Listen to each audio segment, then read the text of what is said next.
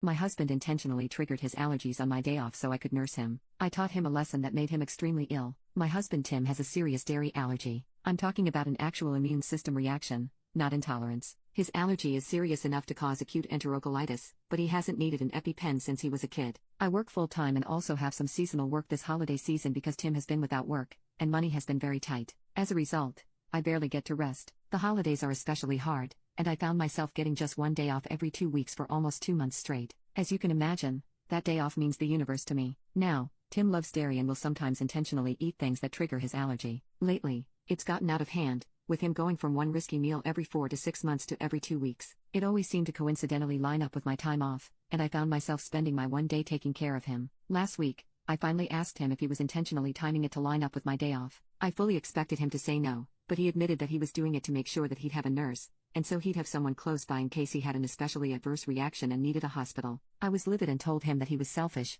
robbing me of my rest. I said that if he made himself sick again, I wouldn't take care of him. I'm exhausted, and I need to decompress. He didn't say much, so I thought he'd heard me. Fast forward to Friday night. I get home from work, and a few minutes in, Tim gets a pizza delivered. I asked him why when I was making dinner, and he shrugged. I ask if a large garlic Alfredo pizza is worth the pain and remind him that I won't be giving up my rest day again. He smirks and eats an entire slice while grinning at me. I left it at that and went back to my dinner. Predictably, he got sick, profusely vomiting, retching, and groaning from the intense cramping and diarrhea. I slept in the guest room to escape the sound and smell. He called for me several times, and I repeatedly told him no. Hours later, he was still sick and woke me up at the crack of dawn to get him Pedialyte and meds because he was very dehydrated and still in pain. I told him to order it in and asked him to get out and let me sleep. He was still whimpering when I eventually got up to shower and eat. Again, I did nothing to help or comfort him. By evening, he was sulking, and by morning, when I had to work, he was enraged. He yelled, and by the end of the day, he told our friends and family that he nearly died and I neglected him. His family accused me of passively trying to unalive him. His mom called,